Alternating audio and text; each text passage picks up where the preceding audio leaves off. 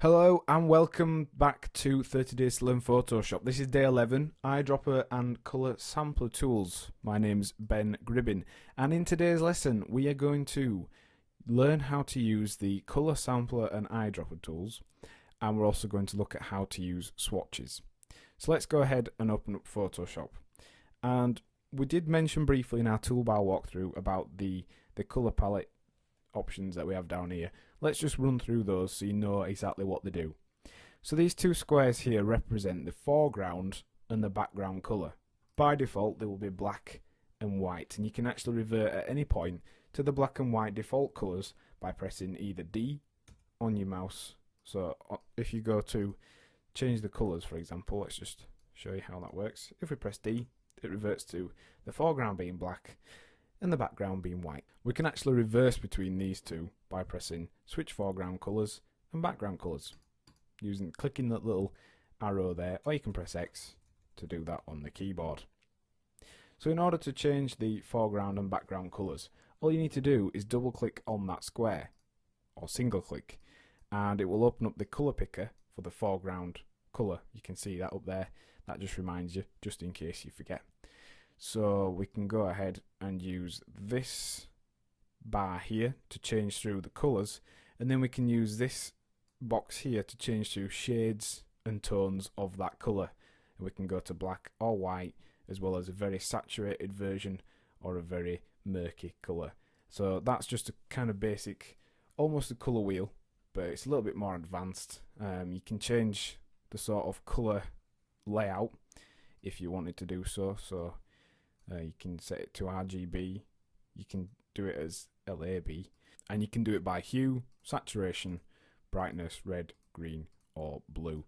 But the default is H because it allows you to get to all the different colours very quickly and very easily. So let's practice. We're going to change the foreground colour to red. Just use the very top red, very saturated bright red. Press OK, and that selects that colour as your foreground colour. Now let's just reverse that so we can change the foreground colour again. So let's this time change it to very bright purpley blue. So there you go. You can see we're switching between those very easily. And all you need to do is hit your brush tool, and it will actually now paint the foreground colour. So let's click, and that is the foreground colour. Let's reverse. That's the background colour. So that's how you use the foreground and background colour. It's just a way of being able to have two colours selected at the same time, and it does come in handy when using things like the gradient tool. So now the eyedropper tool, how does that work? Well, it works best when you're using photographs. So let's open up a photograph.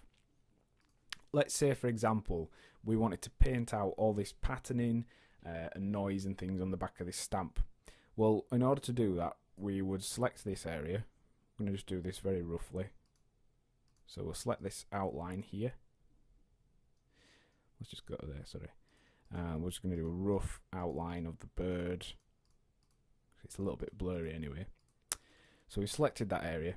Now if we click on our brush tool, we can just confirm the size we're going to be painting in, etc.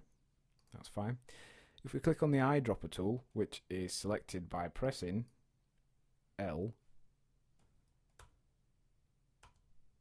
I. If you click on I, it will select the eyedropper tool, and what this does is it selects the colour that is underneath the end of the eyedropping tool. Now if you're not quite happy with the cursor there, you can actually press cap locks and it'll give you this crosshair, which is a little bit more accurate, and then you know whichever colour is directly within the centre of that crosshair is going to be selected. So let's go ahead and let's select this kind of blue colour here. Now we can actually simply click, but if we click and hold, it shows us this preview. So the lower half of this circle is the colour that we have selected currently, and we can use this circle by holding down the button to actually try and match a colour to the colour we've got currently. So like there, it's barely changed, and also we can just use it for reference. It does show you the colour you are currently selecting, but you'll notice the foreground colour does change as well as you're hovering over all the different colours. So that's a handy little feature. So by clicking, that will reset the foreground colour to whichever colour you have selected. And if you wanted to change the background colour, all you need to do is press Alt, and then same process, works exactly the same, but you'll notice now the background colour is changing. Now currently we've got the sample size to be 1 pixel, so if we zoom right into the maximum we can zoom in, when we use the eyedropping tool, it will be actually that colour or that colour. So you can actually pick the pixel colour. But sometimes, if you notice, all these pixels here, in real life, to the eye, would appear as basically a flat colour. But because they're in a photograph and because we can zoom right in, all these are a different colour, and we've got some really funny shades in there where you think it would be just blue, and that's from the noise from your camera. So what if we wanted to get a more average colour sample from here? Well, we can use the point sample under the options panel. If you click 3x3, let's go back into the grid size. If you click on 3x3, it will actually do an average of a 3x3 grid. So that would actually be 9 pixels. You can do a 5 pixel average. You can do a 11 pixel average. You can do a 31 or a 51 or a 101. So you're getting a real kind of average across the board colour sweep. Now that would be quite handy because here we have a lot of funny greens and all kinds of strange blue colours in there. So if we use 100 by 1, we're going to get a nice flat blue colour. That is a nice cross representation of the area we've selected. So that would be good to allow us to then select a more generic general blue colour. Let's go and brush in this area like we said we would do then. And you can see that's a pretty decent match really overall for that stamp colour. So that's how you use the eyedropper to select colours out of an image, and how you are able to select cross samples that are bigger and smaller using point sampling. Let's do colour samplers now. So let's just remove that paint we did on there.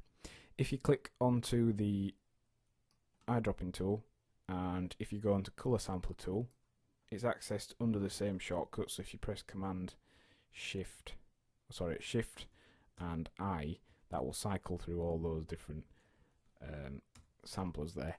But we want the colour sampler tool, so it's the one with the crosshair on it. What this does is allows you to select up to 4 colours. So what we're going to do is we're going to show you why you do that now. And in general, it's probably more for web designs. So let's go and put colour sampler there. You can see it gives us a number on the sample, and then if we select one from within this space background, changes the number to 2, keeps the original one. Let's do one on this bluey background and one on our button there. You'll notice the info panel opened up automatically as we were adding those, and what it did was add these 4 colour samples here. So that's good because we can then use those, revert back to those in order to be able to tell what the colours are. So let's click on the colour sample tool, and if we right click on our colour sample, we can put it to all these different colour modes. We can work out all sorts of things based upon where this colour sample is. So we've got our colour samples laid in there. We've got the panel here. If we go onto the colour picker, what happens if we type in the codes we have here, RGB 205, 226 and 226, is it matches the colour exactly. So, 226, sorry. 226, and that is the exact colour we've pressed on our sampler. So that would give us basically the background colour of this web page, and that's essentially what the colour sampler is for. It's got the same sort of options as the eyedropping tool, so you can change the sample size. You can also change the precision if you press caps locks, or on or off. You can get the crosshair. Now, in order to save colours, you need to use the swatch panel, and this is over here. It's under the colour and styles group set. So we can actually add these colours to our swatch. Let's say we wanted to save the background colour of the website. If you just click on to this little button here, it creates a new swatch of the foreground colour. We could also then input the second one. So the second one is 122, 18 and 115. Essentially all this is the ingredients for a certain colour. So it's the amount of red, the amount of green and the amount of blue. It's a colour mode that is basically supported on screen and display and on the web. So we've inputted those colours, we've got the colour that's actually selected by that sampler, and we can add it to our swatch panel. So the swatch panel is a way of then being able to very quickly select the colour that we want. If we set both of these colours to just some random colours that we don't want, we could go and click over here. Let's say we want the background colour, we select that colour and we're able to paint that in. So that's why I use that, particularly on websites and things like that, because it allows you to create a colour palette and be able to switch between it very, very easily. In order to delete swatches, very easy. All you do is you can either press Alt and click on it and you see the icon changes to a pair of scissors. Unfortunately, there's no mass delete option for swatches, so you press Alt and click onto a swatch. That will delete it. You can then use those two colours there. And also you're able to load in different swatch palettes. There's lots already on the machine. There are operating system specific ones, Pantone colours, web colours, Windows colours. So that's a way of being able to switch between swatches. If you wanted to create a swatch from the foreground colour, you can do that very easily. Just let's say we want to select the kind of dark colour there. Click on that and you can see there's a button there, add to swatches. We can give it a name, so we could call this the banner bottom colour. Press OK and you see it's just been added to the swatch panel. And also if you set your foreground colour to the colour you intend to add to your swatch panel, you can just hit this button here and it will add it very quickly for you. So, what have we learned in today's lesson? Well, we've looked at how to use the eyedropper tool to set foreground and background colours, and also how to use the colour sampler as well as swatches. And your task for this lesson is to open an image with a bright blue sky, and then using an 11 by 11 point sample average, select the strongest blue shade and the lightest blue shade at either end of the sky, so you've got those as your foreground and background colours. Next time on 30 Days to Learn Photoshop, we'll be looking at the bucket and gradient tools. Thanks for listening.